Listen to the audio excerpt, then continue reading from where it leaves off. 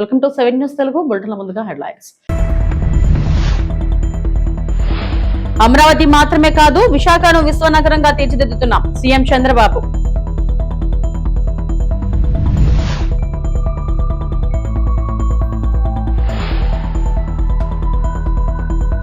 తమిళనాడులో విజయ ప్రభుత్వానికి బలం, అసెంబ్లీలో ట్రస్ట్ ఓట్ విజయం.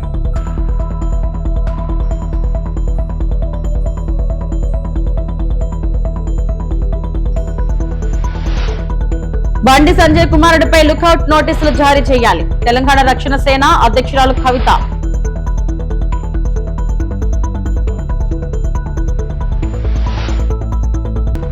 తిరుమల శ్రీవారిని దర్శించుకున్న మంత్రి కందుల దుర్గేష్.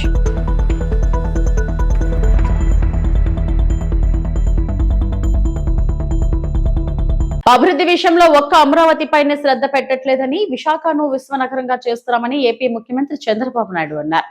రాజధాని ప్రాంతంలో కిమ్స్ ఆసుపత్రి, వైద్య విశ్వవిద్యాలయం నిర్మాణానికి బుధవారం సీఎం భూమి పూజ చేశారు. ఈ సందర్భంగా ఏర్పాటు చేసిన సభలో ఆయన మాట్లాడారు. ఈ అమరావతి ఏ స్థాయిలో ఉంటుందో ఒక్కసారి ఊహించుకోమని కోరుతున్నా. అదే నేను కలలుగంటున్నా.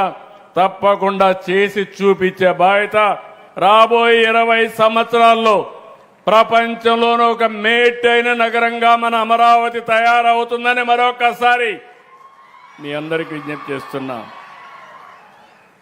ఎందుకు ఈ మాట వాడుతున్నానంటే, ఇది ఒక ఫ్యూచర్ సిటీగా రావాలి. నేను ఒక అమరావతి పైనే శ్రద్ధ పెట్టడం లేదు. విశాఖపట్నం, ఇప్పటికే విశాఖపట్నం విశ్వనగరంగా తయారయ్యే పరిస్థితి వచ్చింది.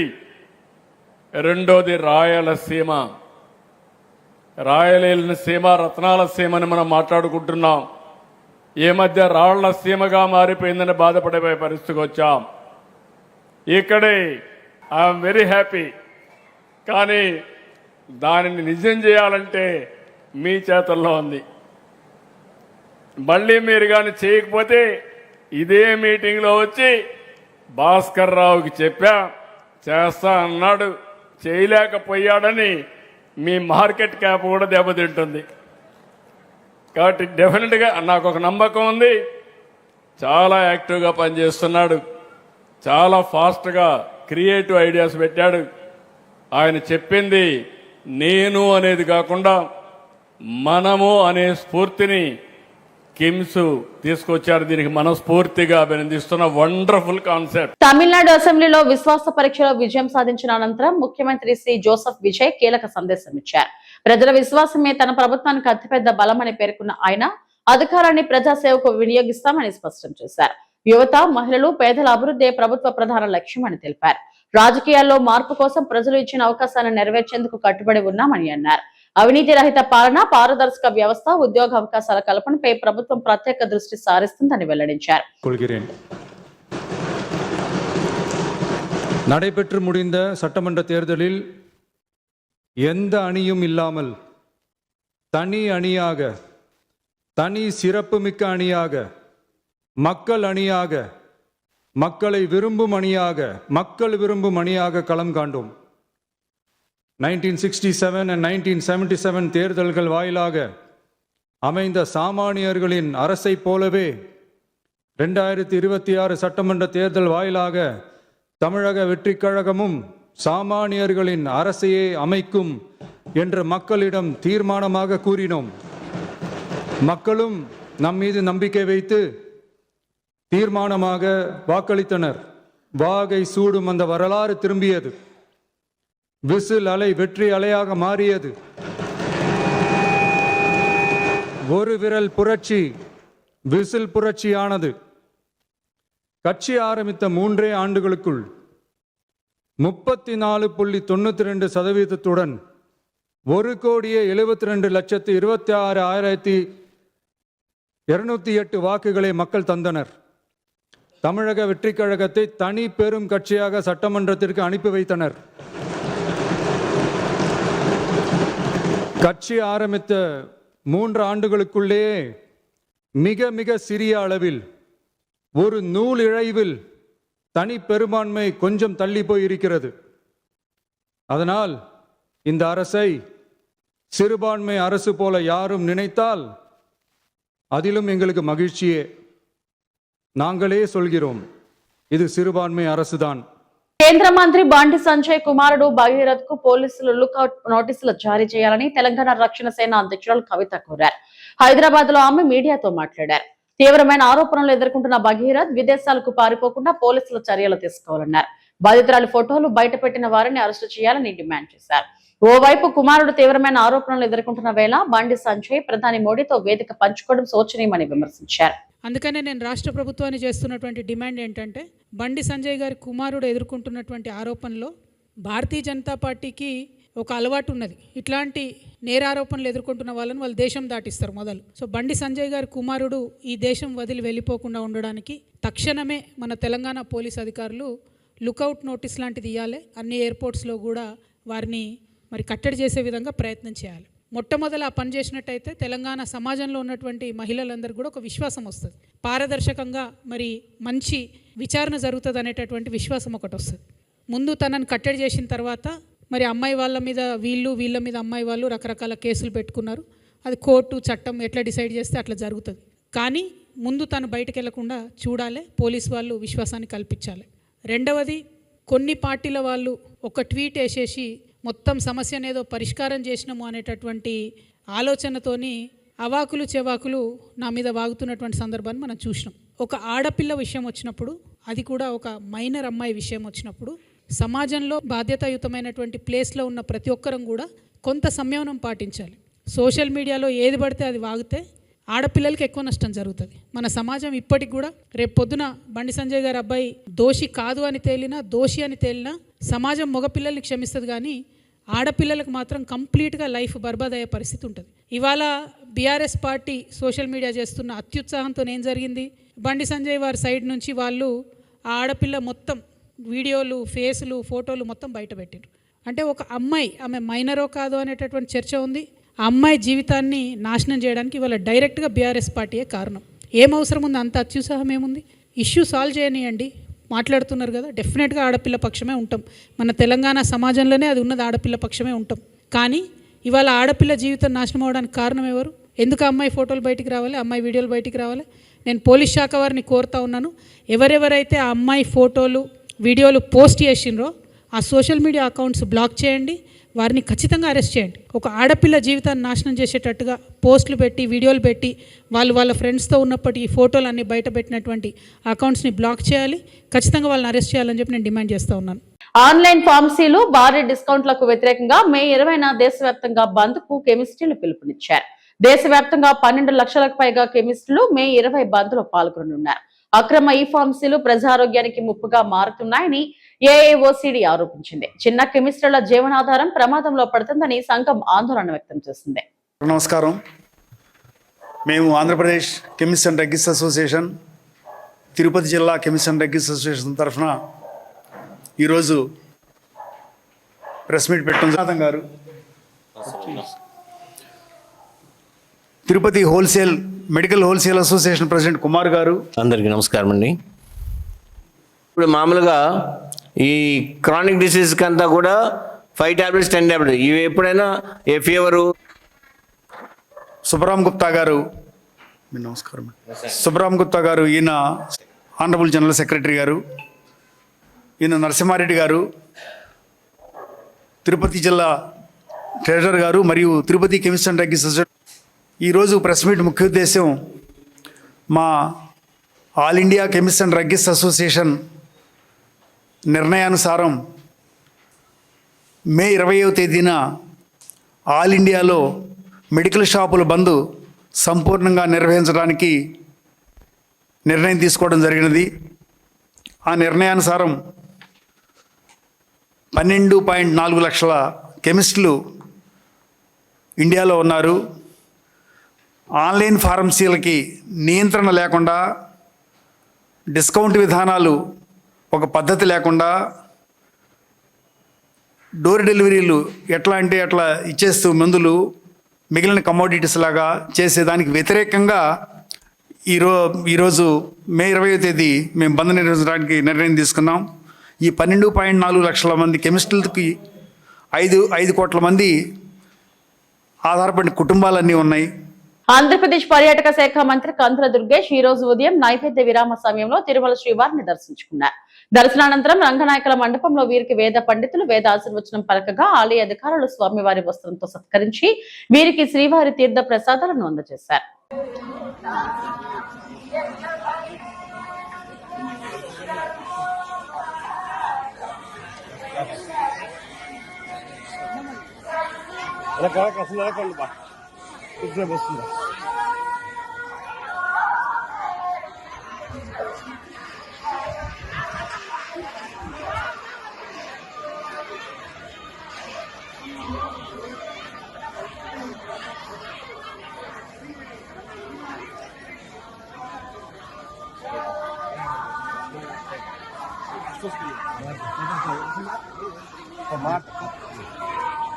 తమిళనాడు రాజకీయ పరిణామాలపై ఏపీ మంత్రి కందుల దుర్గేష్ ఆసక్తికర వ్యాఖ్యలు చేశారు. తిరుపతి పర్యటనలో ఉన్న ఆయన మీడియాతో మాట్లాడుతూ తమిళనాడులో నటుడు విజయ్ నేతృత్వంలోని తమిళిగ వెట్రి కళిగం పార్టీ సాధించిన ఫలితాలపై వైసీపీ శ్రేణులు చేస్తున్న హడావిడిని తీవ్రంగా తప్పుపట్టారు. పక్క రాష్ట్రంలో ఎవరో గెలిస్తే ఇక్కడ వైసీపీ నాయకులు సంబరాలు చేసుకోవడం హాస్యాస్పదంగా ఉందని మంత్రి వ్యాఖ్యానించారు. వైసీపీ తీరు చూస్తుంటే ఊర్లో పెళ్లికి కుక్కల హడావిడి అన్న సామెత గుర్తుకు వస్తుందని ఆయన ఎద్దేవా చేశారు. అసలు సంబంధం లేని విషయాల్లో వేలు పెడుతూ క్రెడిట్ తీసుకోవాలని చూడటం వారి దిగజారుడుతనానికి నిదర్శనమని మండిపడ్డారు.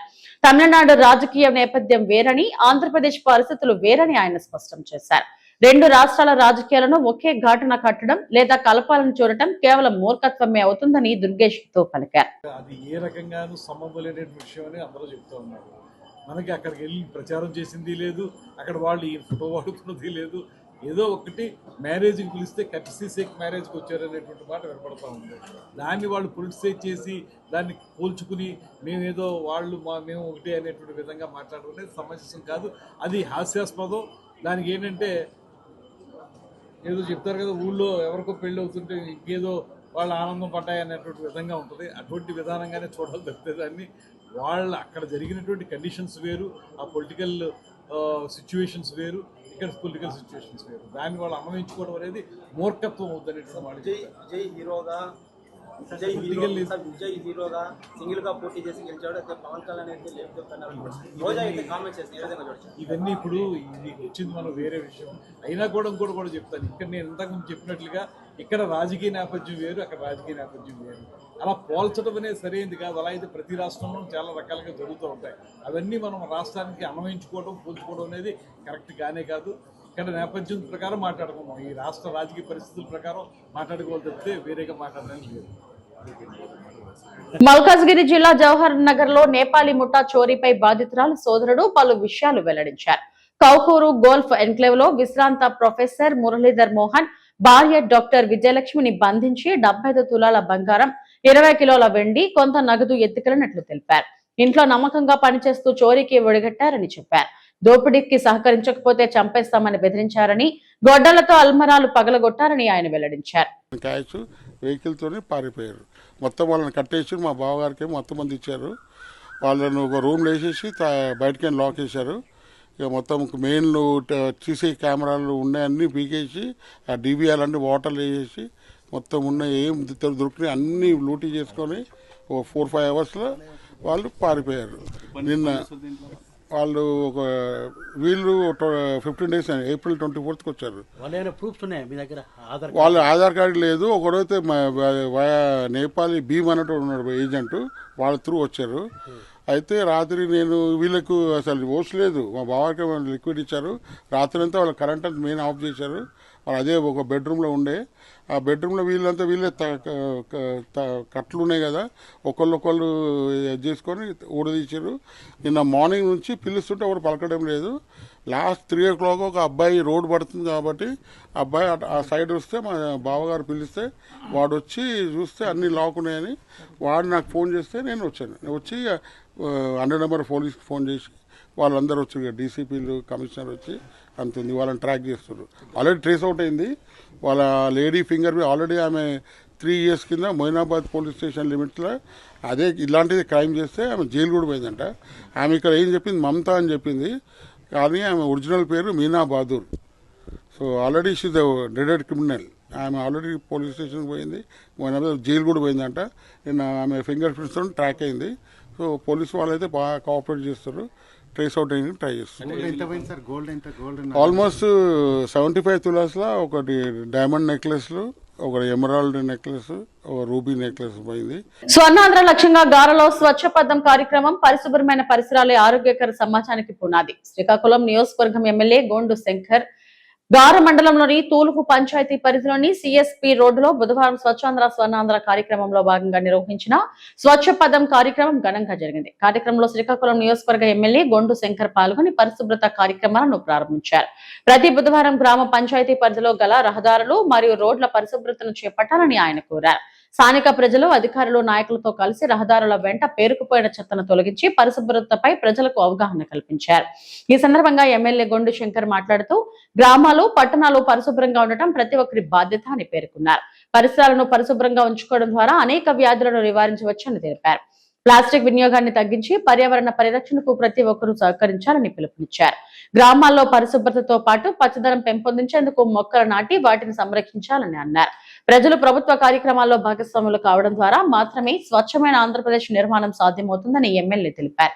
యువత స్వచ్ఛతా కార్యక్రమాల్లో ముందుండి గ్రామాలకు ఆదర్శంగా నిలవాలని కోరారు. ప్రతి ఇంటి వద్ద పరిశుభ్రత పాటించడం ద్వారా ఆరోగ్యకరమైన వాతావరణం ఏర్పడుతుందని పేర్కొన్నారు.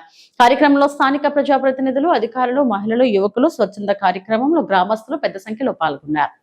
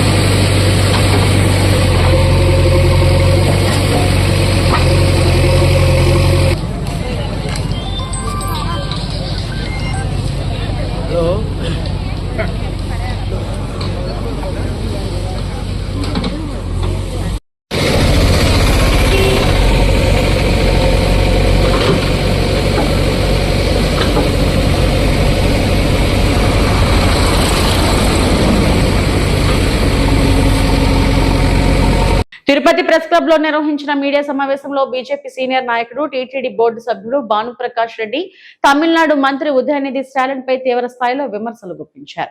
సనాతన ధర్మంపై మాట్లాడిన వారిని ప్రజలు ఎప్పటికప్పుడు తిరస్కరించారని పేర్కొన్నారు. సనాతన ధర్మాన్ని అవమానించేలా మాట్లాడితే ప్రజలు తగిన బుద్ధి చెబుతారని టీటీడీ బోర్డు సభ్యుడు భానుప్రకాష్ రెడ్డి హెచ్చరించారు.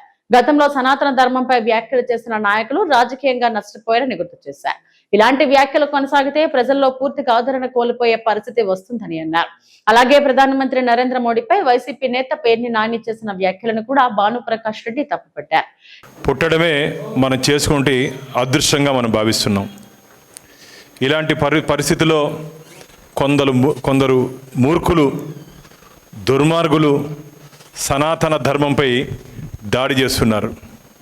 సనాతన ధర్మంపై అవహేళనగా మాట్లాడుతున్నారు. సనాతన ధర్మాన్ని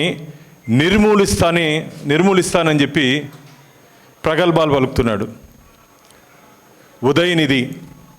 ఉదయనిధి స్టాలిన్.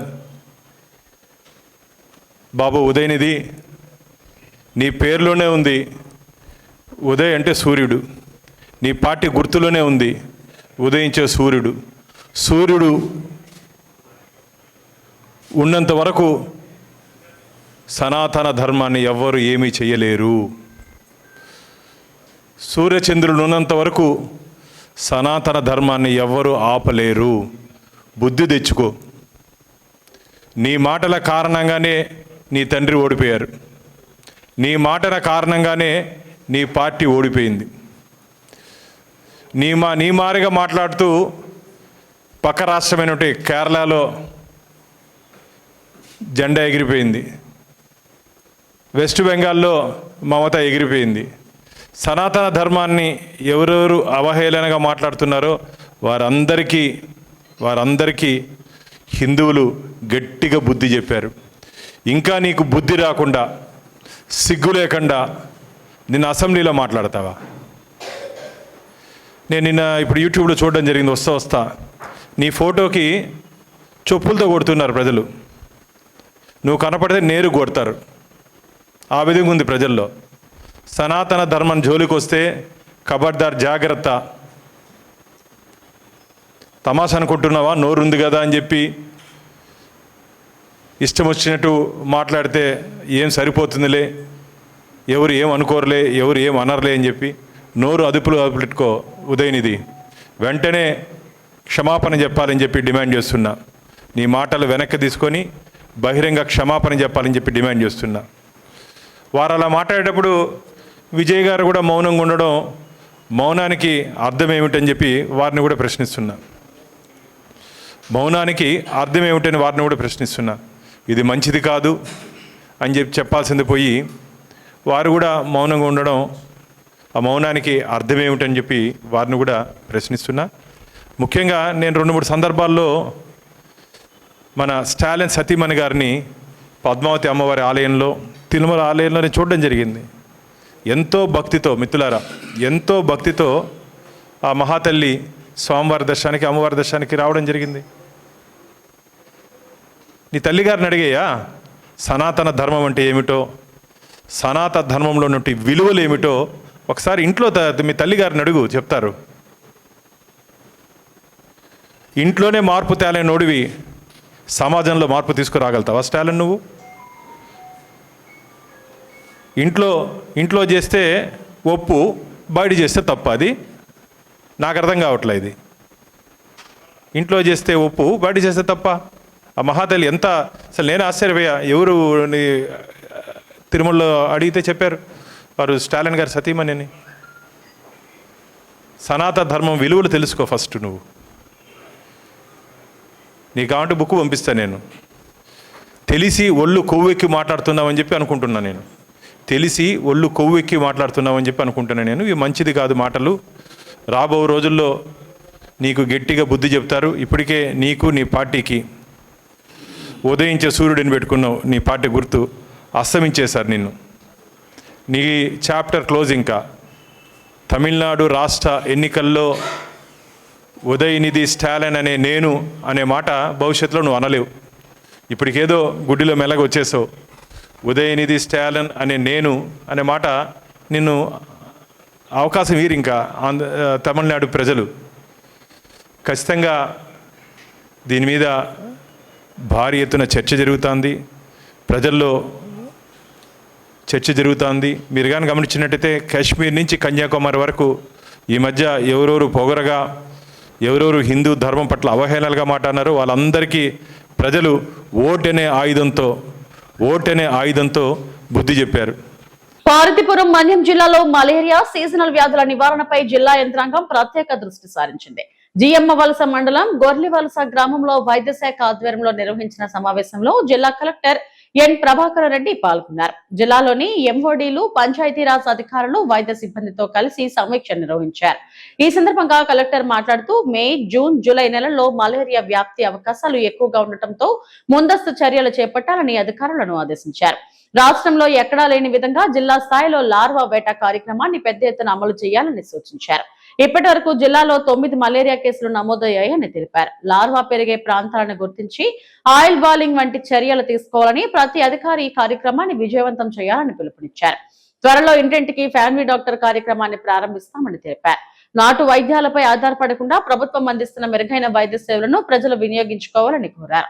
అలాగే మే నెలలో వాగు పండుగ నిర్వహించాలని సూచించిన కలెక్టర్ మన్యం జిల్లాను అభివృద్ధి చెందిన జిల్లాగా తీర్చిదిద్దడమే తన లక్ష్యమని స్పష్టం చేశారు.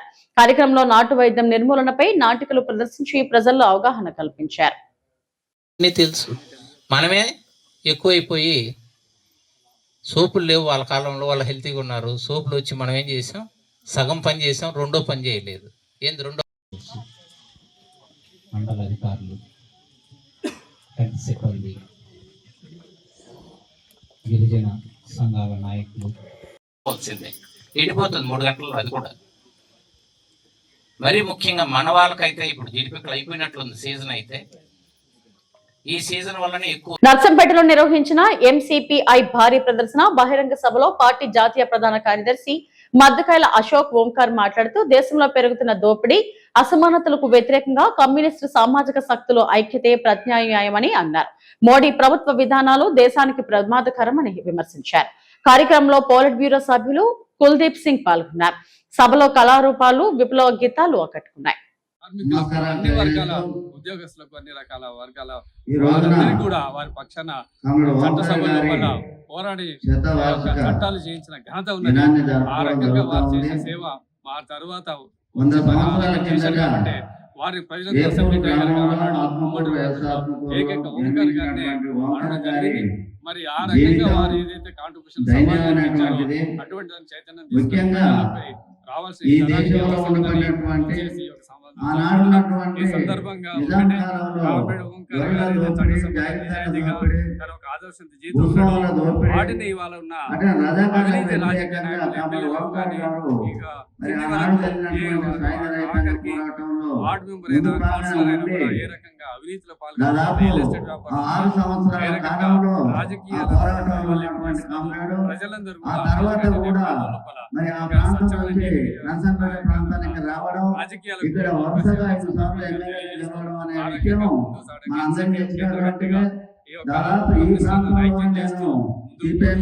అలాగే వర్గ పోరాటాలు, సామాజిక పోరాటాలు, జంగీ పోరాటాలు, సామాజిక మార్క్సిజం, అంబేద్కర్ ఆలోచన విధానాన్ని జంగీ పోరాటాలు